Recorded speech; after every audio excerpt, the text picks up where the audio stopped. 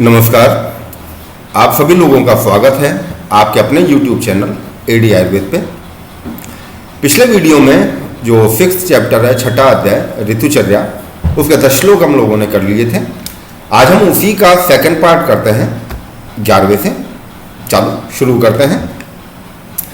तत्र वर्षासु, वर्षा ऋतु में जो 6 ऋतुएं बताई गई हैं, 6 ऋतुओं में भी एक जो ऋतुओं की गणना है उसमें प्रावरुट को जोड़ा जाता है और एक गणना है जिसमें कि शिशिर को जोड़ा जाता है। ठीक है, इन दोनों का क्या कारण है इसका डिटेल अभी थोड़ी देर बाद में आगे आ जाएगा। संक्षिप्त रूप में वहां पे बता दूंगा मैं आपको। वर्षासु, वर्षा ऋतु में औषधय तरुण्यो अल्पवीर्या, जो औषधियां होती हैं वो तरुण अवस्था की होती हैं और अल्पवीर्य वाली होती हैं। आपह च अप्रशांता, जो जल होता है वो भी शांत नहीं होता है। क्षितिमल प्रायः, और मल से युक्त होता है।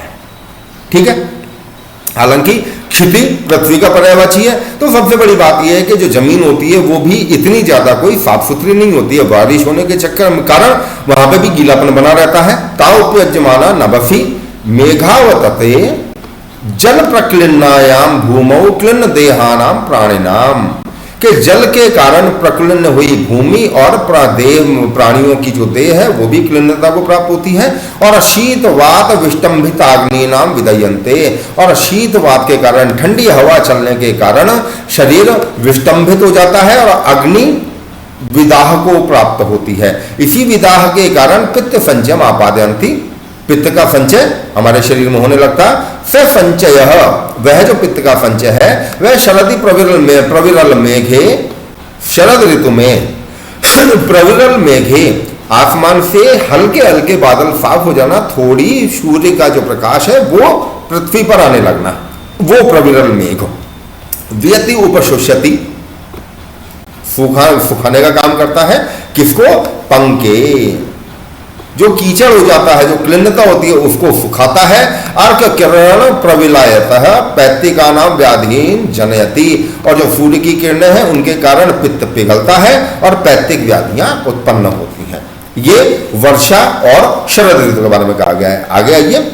ता एव औषधयः, अब वही औषधियां जो कि वर्षा ऋतु में अल्पवीर्य वाली थी, शरद ऋतु में धीरे धीरे ठीक होने लगती हैं। और वही औषधियां काल परिणामात, काल के परिणाम के कारण, काल के वशीभूत होकर परिणत वीर्या, उनमें वीर्य पूर्ण रूप से बलवंत्यो, पूर्ण, ये जो अल्पवीर्य था वर्षा ऋतु में, यही जो वीर्य है वो प्रबल हो जाता है और बलवान हो जाता है। और हेमंते भवंती आपह च प्रशांतः, और हेमंत ऋतु में ही जो जल है वो शांत हो जाता है, स्निग्ध होता है, और अत्यर्थम गुरुवश्च, और अत्यधिक भारी हो जाता है। भारी इन द सेंस के पाचन शक्ति के हिसाब से वह जल गुरु गुण को प्राप्त होता है कंपैरेटिवली।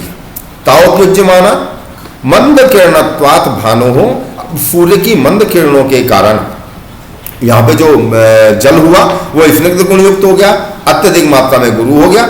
उसी में मंद किरणत्वात् भानु, सूर्य की मंद किरणों के कारण, और सतुषार पवन उपस्तंभित देहानाम, और ठंडी वायु के कारण। तुषार आपने चरक में पढ़ा होगा, शीत, शीते, तुषार समये, हेमंते, ये जो विशेषण काम में लिए गए हैं कि हेमंत ऋतु के काम में लिए गए थे। ठीक है, तो तुषार पवनो ठंडी ऋतु के कारण, ठंडी हवा के कारण, उपस्तंभित देहिनाम अविदग्धाः, देहियों का जो प्राणियों का जो शरीर है वो अविदग्ध, स्नेहात गौरवात उपलेपाच श्लेष्म संचयम आपादयन्ति, और इसे ही गुरु गुण के कारण, स्निग्धता बढ़ जाने के कारण, शीतल हवा का होने के कारण शरीर में विदग्धता कम हो जाती है। लिखा हुआ ना, देहिनाम अविदग्धाः, विदग्धता कम हो जाती है। स्नेहात, स्नेह के कारण, शीत के कारण और गौरव के कारण, उपलेपाच, उपलेप की प्रक्रिया होने लगती है, उपलेप जैसा उत्पन्न हो जाता है। और श्लेष्म संचय आपादयन्ति, और श्लेष्मा का संचय हमारे शरीर में होने लगता है। संचयो, अब वो जो कफ का संचय है, श्लेष्मा का संचय है। वसंते, वसंत ऋतु में अर्क रश्मि प्रविलायित, जो सूर्य की किरणें, अर्क मीन्स सूर्य, रश्मि मीन्स रेज, सन रेज के कारण ये विलीन होता है, विलीन इन द सेंस कि पिघलने लगता है। और ईशत स्तब्ध देहानाम देहिनाम श्लेष्मिकान व्याधिन जनयति, और ईशत स्तब्ध देहानाम, और जो देह शरीर है वो कुछ मात्रा में स्तब्ध होता है, पर वहां श्लेष्मिक व्याधियां उत्पन्न होने लगती हैं वसंत ऋतु में। क्लियर? आइए, ता एव औषधयो निदाघे ग्रीष्म ऋतु में निहिसारा वृक्षा अतिमात्रम लघ्व्यो भवंती आपह च, ये औषधियां और जो जल है वो ग्रीष्म ऋतु में निहिसार हो जाता है, सार रहित हो जाता है, रुक्ष होता है और अति मात्रा में लघु हो जाता है। ताउद्युज्यमाना सूर्य प्रतापोपशोषित देहानाम, सूर्य के प्रताप से मतलब सूर्य की किरणों के कारण उपशोषित देहानाम, शोषित हुई देह में, शरीर में, देहिनाम प्राणियों के, रौक्षात लघुत्वाच वायु संचय आपादयंती, रुक्षता और लघुता होने के कारण शरीर में वायु का संचय होने लगता है। ससंचय, और वह संचय प्रावृषि, प्रावृत ऋतु में अत्यर्थम जलोपक्लिन्नायाम भूमौ क्लिन्न देहानाम देहिनाम शीतवात वर्षे इतो वातिकान व्याधिन जनयति, और प्रावृत ऋतु में ये जो रुक्षता हमारे शरीर में बढ़ गई, प्राणियों के शरीर में बढ़ गई है, लघुता का जो गुण बढ़ गया, लघुता के कारण भी जो रुक्षता बढ़ी है, वात बढ़ जाती है, और वह प्रावृत ऋतु में भूक्लिन्न देहानाम देहिनाम शीतवात वर्षे इति, ठंडी ठंडी वायु के कारण और हल्की वर्षा के कारण वातिकान व्याधिन जनयति, वात व्याधियों को उत्पन्न करती है। एवं मेष दोषानाम संचय प्रकोप हेतु उक्त, और ये संचय प्रकोप बताए गए हैं दोषों के ऋतु के आधार पे। ठीक है, इसका मैंने ये विमर्श में लिखा था, डलन देख के आगे आइए। प्रकोपित हुए दोषों के निर्धारण का काल, तत्र, कब, तत्र वहां, कहां, जो अभी हम संचय और प्रकोप पढ़कर आ रहे हैं ऋतुओं में, वहां बताया वर्षा हेमंत ग्रीष्मेशु संचिता नाम दोषानाम, वो दोष जो संचित हुए हैं वर्षा हेमंत और ग्रीष्म ऋतु में, क्या क्या, पित्त कफ वात। ठीक है, शरद वसंत प्रावृत सु, शरद वसंत और प्रावृत ऋतु में प्रकुपिता नाम, जो दोष इन तीन ऋतुओं में संचित हुए हैं और इन तीन ऋतुओं में प्रकुपित हुए हैं, उनका निर्धारण हमें निश्चित ही करना चाहिए। आइए, शांति, जो प्रकुपित हुए दोष है उनकी शांति। कुपित और प्रकुपित, कुपित किसी भी रूप में कम मात्रा में होना, प्रकुपित विशेष रूप से कुपित हुए हों, ऐसा भी कुछ आचार्य अर्थ लगाते हैं। पैतृका नाम व्याधि नाम उपशमो हेमंते, पैतृक व्याधियों का जो शमन है वो हेमंत ऋतु में होता है। श्लेष्मिका नाम निदागे, श्लेष्मिक व्याधियों का निदाग अभी पढ़ के आए ना, ग्रीष्म ऋतु। आ जाइए, वातिका नाम शरदी, और वातिक जो व्याधियां हैं उनका शरद, या ये जो तीन दोष पड़े हुए हैं इनका उपशमन अपने आप हेमंत ऋतु में, ग्रीष्म ऋतु में और शरद ऋतु में स्वभावत एवं, अपने आप स्वभाव से ही हो जाता है। तएते संचय प्रकोप क्षमा व्याख्याता, अब इनको संचय प्रकोप और प्रशमन ये बता दिया गया है। शुरुआत में 11वें के अंदर बताया हुआ था संचय और प्रकोप, उनके कारण भी बताए थे क्या क्या इटियोलॉजिकल फैक्टर है रिगार्डिंग क्लाइमेटिक चेंजेज। ठीक है, फिर इनका निर्धारण भी करना हमको चाहिए, और लास्ट में 13वें में बता दिया गया है कि इनकी जो शांति है वो अपने आप कैसे हो जाती है, किन किन ऋतुओं में होती है। आइए, जो मैं बता रहा था, 6 जो ऋतुएं बताई गई हैं, एक में शिशिर को काउंट किया जाता है और एक में प्रावृत को भी बोल दिया जाता है। कहाँ, वर्षा प्रधान देश की ऋतुओं में प्रावृत काउंट करते हैं और शीत प्रधान देश की ऋतुओं में शिशिर को काउंट किया जाता है। आ गए, अष्टांग हृदय में भी शीत प्रधान के आधार पर भी बताया है। चय प्रकोप प्रशमो वायुर ग्रीष्मादिषु त्रिषु, वायु, ठीक है, ग्रीष्म आदि 3, और वर्षादिशु तो पित्तस्य, वर्षा आदि जो 3 है उनमें श्लेष्मणय शिशिरादिशु, और श्लेष्मा शिशिर आदि जो 3 ऋतुएं बताई गई हैं उनमें संचय प्रकोप और शमन होता है। ये इसका भावार्थ है। वाग्भट्ट की ये बहुत अच्छी बात है कि वो कम शब्दों में ही पूरा का पूरा भावार्थ निकाल देता है। आइए, एक दिन रात में मतलब 24 घंटे के अंदर अंदर हमारे शरीर में संपूर्ण साल के पूरे 12 महीने के जो लक्षण पाए जाते हैं वो 6 ऋतुओं के आधार पे पूर्वाहणे वसंतस्य लिंगम, जो पूर्वान होता है सूर्योदय के बाद का दोपहर के पहले तक का पूर्वाणे तब वसंत के लक्षण होते हैं, मध्याह्ने ग्रीष्मस्य और दोपहर में ग्रीष्म ऋतु के लक्षण, अपराह्ने प्रावरुषः अपराह्न दोपहर के बाद का जो समय 2-3 बजे के आसपास का जो समय होता है थोड़ा सा बाद का, वो प्रावृत ऋतु के लक्षण पाए जाते हैं। प्रदोषे वार्षिकम, प्रदोष जो सूर्यास्त के समय का लगभग का समय होता है वो उसको प्रदोष काल बोला जाता है। शारदम अर्धरात्रे, आधी रात में शरद ऋतु के लक्षण होते हैं। और प्रत्युषफी हेमंत हैमंतम उपलक्ष्येत, और प्रत्युषफी उषा काल ब्रह्म मुहूर्त के थोड़ा सा पहले का जो समय होता है तब हेमंत ऋतु के लक्षण पाए जाते हैं। एवं अहोरात्रमपि वर्षमेव शीतोष्ण वर्ष लक्षणम, ये वही चीज के संचय प्रकोप शमन इनका इस तरीके से होता है। अब सबसे बड़ी जो चीज यहां पे आती है वो ये कि इन चीजों को पढ़ने का औचित्य क्या है, इनका सबसे बड़ा जो लाभ प्राप्त होता है अगर आप इस चीज को ध्यान में रखते हैं। जैसे कि यहाँ पे बताया हुआ है कि 24 घंटे के आधार पे कौन कौन सी ऋतु का कौन कौन सा लक्षण कब शरीर में पाया जाता है या पृथ्वी पर पाया जाता है वो। हालांकि शरीर के रिगार्डिंग अगर बात करें तो हम किसी भी व्याधि के लिए किसी भी औषधि की परिकल्पना अगर कर रहे हैं, देखो सबसे बड़ी बात है कि वात पित्त कफ ही हमारे शरीर का आधार है, चाहे वो स्वस्थावस्था का हो चाहे वो व्याधि या आतुरावस्था का हो। अगर हम इन चीजों को बहुत ढंग से समझते हैं और जानते हैं तो ये सारी की सारी चीजें हमारे लाइन ऑफ ट्रीटमेंट को डिसाइड करने का एक मेजर फैक्टर होता है कि हम कौन सी औषधि कब दें जब उसकी शांति उसी तरीके से हो। बाकी सब जो भी बारीक बारीक चीजें हैं जो बहुत विस्तार से समझाने की है, कोई एक वीडियो उसी का उस तरीके से बना लेंगे हम लोग। आइए, तत्र पहले हिंदी में जो टाइटल है अव्यापन्न ऋतु और औषधियों का संबंध। अव्यापन्न जो नेचुरल कंडीशन में होते हैं प्राकृतिक अवस्था की, अव्यापन्नेषु ऋतुषु अव्यापन्ना औषधयो भवन्ति। क्लियर कि जो प्राकृतिक तरीके की ऋतुएं होती हैं जिनमें कोई विकृतावस्था नहीं होती है, ऐसी ऋतुओं में अव्यापन्न औषधयो भवन्ति। इसका मतलब कि जो औषधियां ऐसी ऋतु में पाई जाती हैं वो भी अपने गुण वीर विपाक आदि को नष्ट की हुई नहीं मिलती हैं, वो भी संपूर्ण रस गुण वीर विपाक आदि से संपूर्ण हुई मिलती हैं। और इसी के साथ आपहच और जल भी अभी बताया हुआ था जैसे उस तरीके से ताउपयुज्यमाना, अगर इनका उपयोग किया जाता है प्राण आयु बल वीर्य ओज इन सब की उत्पत्ति होती है। प्राण आयु बल वीर्य ओजस्कर होती हैं, ठीक है, ऐसी औषधियां ये अव्यापन्न है। विकृत ऋतु से व्यापक जो होते हैं वो तेषाम पुनः अब व्यापदो अदृष्टकारिता। अगर व्यापद होता है ऋतुओं का तो अदृष्टकारिता इसे की अधर्म भी कहा जाता है, ठीक है। शीतोष्ण वात वर्षाणि खलु विपरीतानि औषधि व्यापादयन्त्यश्च आपश्च।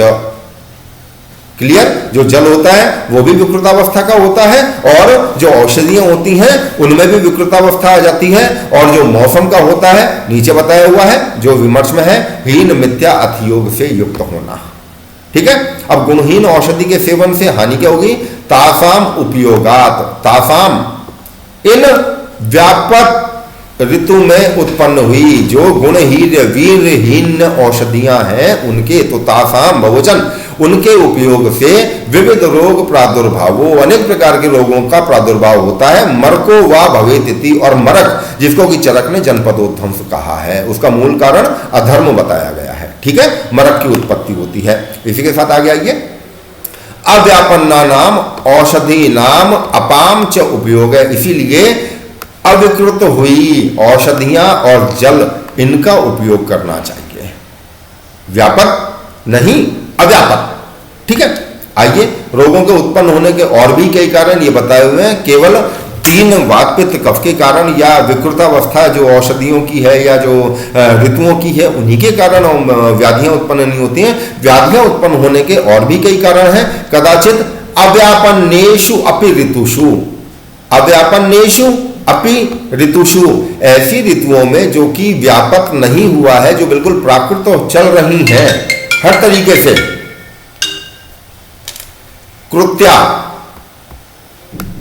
कृत्या, शब्द को गौर करना आप लोग, ठीक है। अभिशाप रक्ष, जो राक्षसों वाला रम होता है, राक्षस, उनके कारण क्रोध अधर्मयी उपदस्यन्ते जनपदः, जनपदो ध्वंस में जो चीज बताई हुई है उसी को यहां पे बताया हुआ है कि जनपद का उध्वंस होता है, जनपद नष्ट हो जाते हैं। सबसे बड़ी बात जनपद, जो चाणक्य ने एक किताब लिखी थी जिसका नाम था अर्थशास्त्र, हालांकि नाम का ही अर्थशास्त्र, इकोनॉमिक्स की किताब नहीं है, वो राजनीति की किताब है, राजनीति और भी उसमें ज्ञान वगैरह बताए हुए हैं। जनपद का उल्लेख वहां किया गया। जनपद का सीधा जो अर्थ होता है वो होता है कि एक ऐसी जगह या ऐसा स्थान लंबा चौड़ा जहां पे की जनसंख्या अति मात्रा में रहती है। जनपद, लोगों के पैर ज्यादा पड़ते हैं जिस जगह, वो जनपद कहा जाता है। कई जगह डिस्ट्रिक्ट को भी जनपद बोला जाता है, वर्तमान में भी। आइए, तो अव्यापन्नेषु, मैं ये हटा देता हूं, अपन अव्यापन्नेषु अपि ऋतुषु, अव्यापक प्राकृतिक अवस्था की जो ऋतुएं हैं उनमें भी कई बार व्याधियां उत्पन्न होती हैं। किन कारणों से? इन कारणों से, और वो व्याधियों के कारण जनपद नष्ट हो जाते हैं। और भी बताएं, विष औषधि पुष्प गंधेन व वायुन अपनीते आक्रम्यते यो देश है तत्र, सारी की सारी चीजें इसमें बताई हुई हैं, एक बार आप लोग देख लीजिएगा। ऋतु व्यापक की चिकित्सा, तत्र स्थान परित्याग, सबसे बड़ी बात स्थान परित्याग, ठीक है। देखिए, चरक ने भी एक क्रम बताया हुआ है, वायु जल देश काल, ठीक है। वायु विकृत हो रही है, उस जगह को छोड़ना थोड़ा ज्यादा आसान है। जल की अगर विकृति हो रही है उस जगह को छोड़ना और मुश्किल है। देश की अगर विकृति हो रही है तो उसको छोड़ना बहुत ज्यादा मुश्किल है। और काल की विकृति हो रही है तो उसको, उस जगह को छोड़ना या उस जगह से पलायन करना सबसे ज्यादा मुश्किल है। और इन सब की उत्पत्ति का मूल अधर्म माना और अधर्म का मूल प्रज्ञापराध माना उन्होंने उस जगह, ठीक है। वही चीज बताइए सबसे पहले ऋतु व्यापक की चिकित्सा में स्थान परित्याग, उस जगह को छोड़ देना चाहिए। और बाकी फिर और भी जो एक तरह से दैव व्यपाश्रय चिकित्सा के अंतर्गत आती हैं, वो सारी की सारी चीजें यहां बताई हुई हैं। इसका जो विमर्श है वो देख लीजिए। अधर्म के कारण ऋतुओं के विकृत होने से दैव व्यपाश्रय चिकित्सा का उल्लेख किया गया है। शांति, इंद्रिय जय, प्रायश्चित और भी जो चांद्रायण व्रत वगैरह होते हैं, सबसे बड़ी बात है इज्जा, यज्ञ, हवन, इनमें जो किया जाता है, ठीक है। अब ऊर्ध्व अपन्न ऋतु नाम, अव्यापन्न नाम ऋतु नाम लक्षण, या अव्यापन्न ऋतु के लक्षण बताए जाते हैं।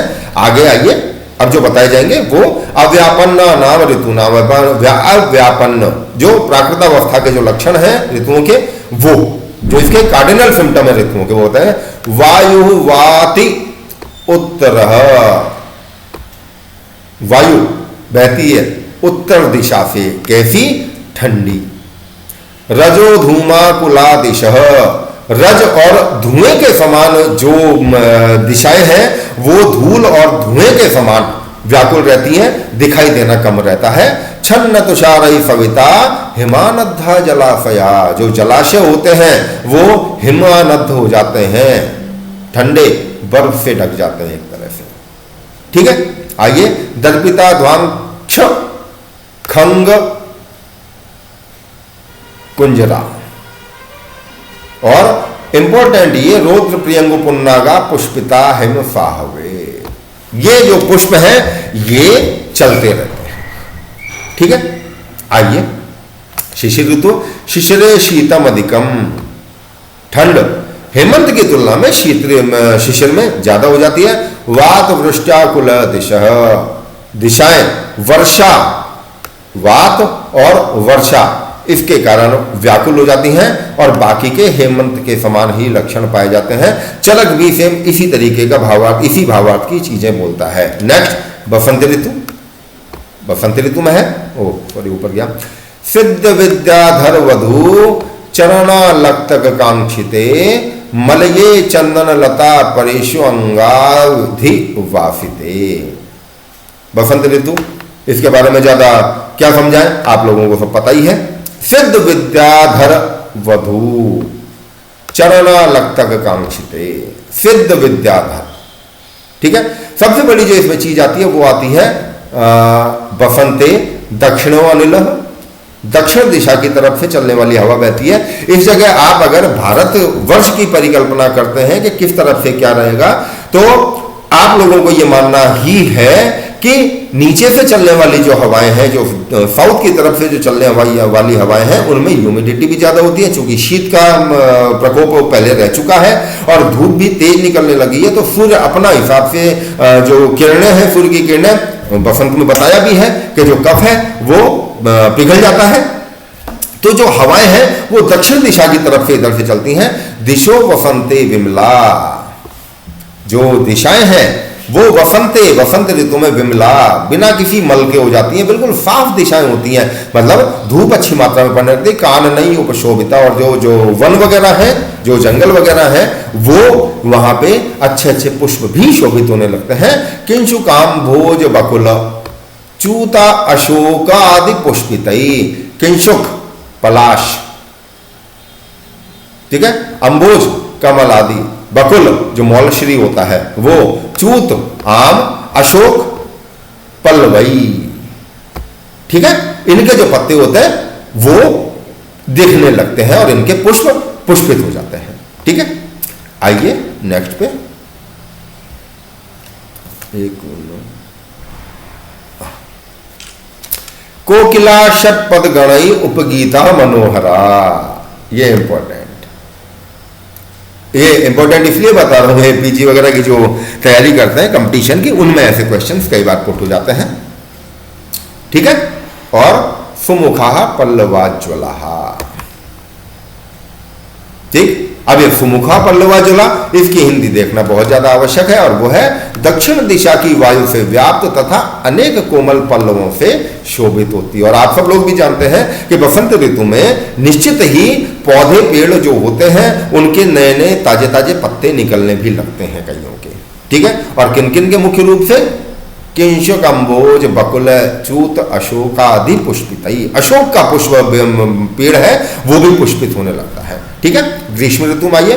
ग्रीष्म ऋतु में तीक्ष्णांशु आदित्य सूर्य के तीक्ष्ण किरणों की वजह से मारुतो नैऋतो असुख, मारुत नैऋत्य कोण से चलने वाली होती है।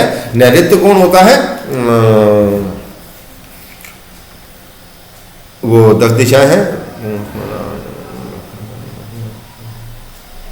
दक्षिण और पश्चिम की तरफ से जो हवाएं चलती हैं, नैऋत्य कोण वो होता है। और असुखकारी होती हैं ग्रीष्म ऋतु में चलने वाली जो हवाएं होती हैं वो भूतप्ता सरितः तन्व्यो हो दिशा प्रज्वलिता, एवं ऐसा लगने लगता है कि दिशाएं वो जलने लग गई हैं। प्रांत चक्राव युगला, चकवा चकवी एक जोड़े का नाम बोला जाता है। भ्रांत बेचैन होकर दोनों के दोनों घूमते रहते हैं। पय पाना कुला मृगा, और जो हरिण है वो भी पानी की तलाश में इधर उधर भागते रहते हैं। ध्वस्त वीर तृणलता, निश्चित है कि जितने भी तृण पत्ते और जो लताएं वगैरह होती हैं वो सब सूख जाती हैं। विपर्णांकित पादपहा, और जो पौधे होते हैं वो विपर्ण हो जाते हैं, मतलब उनके पत्ते होते हैं वो नष्ट होकर गिर जाते हैं। ठीक है, आइए प्रावृत ऋतु। प्रावेशी अंबरामानद्धम पश्चिमानिलकर्षितई, जो वायु है वो पश्चिम की दिशा पे चलती है, दिशा से चलती है और कर्षण कर्म भी करती है। ठीक है, अम्बुदय विद्युत उद्योत प्रसृतई तुमुल स्वनई, और जो बादल है उनमें जो बिजली चमकती है वो भी बहुत ज्यादा ही गड़गड़ाहट के साथ चमकती है। नीचे आइए। कदम्ब नीप कुटज सर्ज केतकी भूषिता, ये पेड़ पौधे उत्पन्न होते हैं, सुशोभित होते हैं। आइए वर्षा ऋतु में। वर्षा ऋतु में नद्योंब छन्नो खात तटद्रुमा, गौर से देखना, जो नदियां हैं छन्न जोर जोर से बहती हैं। ठीक है, तटद्रुमा, और जो किनारे पे जो पेड़ लगे हुए हैं उन सबको उखाड़ देती हैं। वापी मीन्स बावड़ी मीन्स स्टेप वेल, ऐसा कुआं जिसके अंदर जाने के लिए सीढ़ियां बनी होती हैं। राजस्थान में ये कल्चर बहुत पहले करा हुआ है, और जो रेन वाटर हार्वेस्टिंग है उसका सिस्टम ये वाला बहुत पुराना है। आइए। वापी प्रोत्फुल्ल कुमुद नीलोत्पल विराजिता, और उसमें कुमुद श्वेत कमल और नीलोत्पल नीले वर्ण का कमल, ये विराजित होते हैं, वो सब पाए जाते हैं। बाकी और कुछ नहीं। लास्ट में आइए, नाति गर्जत श्रवण मेघ निरुद्ध अर्घ ग्रहम नभ, और इतने बादल होते हैं जो अर्घ ग्रह प्रभ, निरुद्ध अर्घ जो सूर्य है उसको भी ढक लेते हैं, और न अति गर्जती, पर गर्जना जो होती है बादलों में वो ज्यादा नहीं होती है। ये वर्षा ऋतु में बताया हुआ है। आइए शरद ऋतु, बब्रोष्ण शरद्यर्घ श्वेताभ्र विमलम नभ। आगे वाली लाइन देखिए, फरांसी मुरु हाई भांति हंस अंश घटितई। हंस अंश, जो हंस नामक प्राणी पक्षी होता है उसके अंश, अंश मीन्स कंधे, जब शरद ऋतु में जो हंस है वो पानी में घूमते रहते हैं, क्योंकि वर्षा ऋतु वगैरह सब खत्म हो गई है, शरद ऋतु में हल्की सी धूप भी आने लगती है, तो जो सरोवर में पाए जाने वाले कमल के पुष्प वगैरह हैं, ठीक है, वो हंस के तैरने की वजह से उनके कंधों से जो पानी में लहरें उत्पन्न होती हैं उससे कमल हिलने लगता है। ये विशेष रूप से आप लोग याद रखिए। बाकी है, ऋतु विकृत होने पर दोष प्रकोप, स्वगुणई अतियुक्तेषु विपरीतेषु वा पुनः विषमेषु अपि वा दोषाः कुप्यन्ति अनऋतुषु देहिनाम। ठीक है, स्वगुणई अतियुक्तेषु, अपने अपने गुणों से अगर अत्यधिक मात्रा में युक्त होता है कोई भी ऋतु, विपरीतेषु वा पुनः, और विपरीत हो जाते हैं या फिर उसके लक्षण, वही जो ऋतुओं के जो अति योग है, मिथ्या योग है और हीन योग है, वो सारे के सारे विकृत ऋतु के लक्षण बताए जाते हैं। ठीक है, दोषों का निर्हरण इंपॉर्टेंट है। हरेद वसंते श्लेष्मानम, वसंत में हरण करना चाहिए, निकालना चाहिए श्लेष्मा को। पित्तम शरद निर्हरित, और पित्त को शरद ऋतु में निकालना चाहिए। इंपॉर्टेंट है, गौर करना, वर्षासु शमयेत वायुम, यह वर्षा का ऋतु में वायु का शमन बताया हुआ है, वायु का निर्हरण नहीं कहा हुआ है। श्लेष्मा शरीर से बाहर निकालना चाहिए, निर्हरण। शरद में पित्त शरीर से बाहर निकालना चाहिए, बाहर निकालना चाहिए, निर्हरण। वर्षा ऋतु में वायु का शमन करना चाहिए। ठीक है, प्राग विकार समुच्चयात, अगर ऐसे विवादियां उत्पन्न होती हैं तो उनका करना चाहिए। एक बार आप ये यहाँ का जो विमर्श है वो भी देख लीजिएगा। हेमंतिकम दोष चयम वसंते प्रवाहयनम ग्रीष्मिकम अप्रकाले घनात्तये वार्षिकमाशु सम्यक प्राप्नोति रोगान ऋतुजात न जात। ठीक है, और इसी के साथ अष्टांग संग्रह में बताया हुआ है, शरीर जानाम दोषानाम क्रमेण परमौषधम, शरीर में उत्पन्न होने वाले जो दोष है उनकी क्रम से जो सर्वश्रेष्ठ औषधि है वो क्या क्या है? बफ्ती विरेको वमनम, मतलब वात के लिए बफ्ती, पित्त के लिए विरेचन और कफ के लिए वमन। और इसी के साथ तैलम घृतम मधु, वात के लिए तैल, पित्त के लिए घृत और कफ के लिए मधु। क्लियर? ये आप लोगों का जो ऋतुचर्या नामक जो अध्याय है छठा, वो संपूर्ण होता है ध्वनि हिंदी व्याख्या का। आप सभी लोगों से मैं निवेदन ही कर सकता हूं, विनती करता हूं कि आप लोग मेरे चैनल को अत्यधिक ज्यादा से ज्यादा सब्सक्राइब करें, शेयर करें और कमेंट भी करें, ज्यादा से ज्यादा मात्रा में देखें। आप सभी लोगों का धन्यवाद।